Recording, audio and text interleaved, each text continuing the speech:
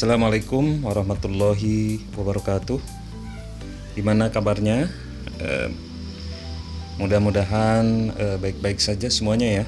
Tidak kurang suatu apapun ya. Selalu bahagia lahir dan batin. Oke.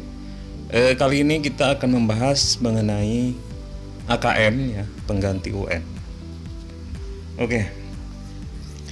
Pada proses pembelajaran biasanya untuk mengecek apakah siswa itu atau yang belajar itu paham atau menguasai suatu konsep yang dia pelajari, biasanya di akhir sesi ataupun di awal sesi diadakan tes terlebih dahulu. Sebelum pembelajaran ada yang namanya tes awal ya, dan setelah pembelajaran ada yang namanya tes akhir. Dan di tengah pembelajaran terjadi proses pembelajaran. Nah, untuk AKM ini itu diadakan tesnya itu, uji kemampuannya itu ada di tengah-tengah pembelajaran.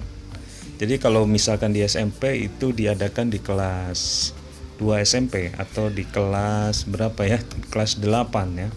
Kalau di SMA yang biasanya ujian itu di kelas 12 sekarang menjadi di kelas 11. Nah, mau AKM ataupun UN itu sebetulnya tidak masalah ya bagi siswa-siswi atau bagi kita yang memiliki semangat belajar yang tinggi. Apapun aturannya, apapun kurikulumnya, apapun bentuk tes soalnya, mau AKM kek gitu kan, mau UN kek ya, mau tanpa tes sama sekali, seseorang yang memiliki minat belajar yang tinggi, dia akan tetap belajar, mau itu diuji ataupun tidak diuji. Karena seseorang itu belajar, dia paham atau dia mengerti apa itu fungsinya dari belajar tersebut. Jadi belajar adalah kita ya belajar sesuatu yang tadinya tahu menjadi tahu gitu kan. Kalau kita sudah tahu, insya Allah kita akan tidak tersesat gitu di tengah jalan. Misalkan kita ini dari rumah mau ke sekolah, maka kalau kita tidak tahu jalannya, kita akan belajar atau kita akan menanyakan kepada orang yang belum tahu kepada orang yang sudah tahu. Nah, lama-kelamaan setelah kita mengikuti orang yang sudah tahu, akhirnya kita akan mengetahui atau menemukan jalan sendiri.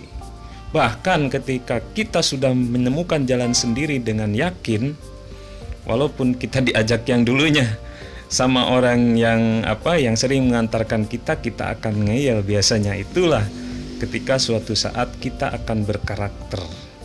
Nah, artinya kita akan menjadi diri sendiri, kita tahu jalan kita sendiri. Nah, itu adalah tujuan dari pembelajaran sebetulnya. Sehingga kita akan yakin dengan apa yang kita lakukan. Karena kita tahu bahwa itulah sesuatu yang meyakinkan kita. Nah, gitu. Ketika kita yakin akan sesuatu, itu akan menjadi sebuah karakter.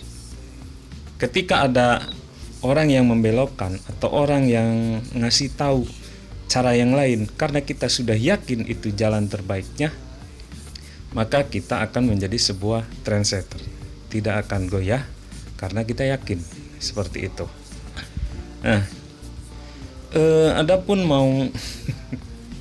mau bentuk tes uji itu kembali lagi ya ke AKM dan ke UN ya.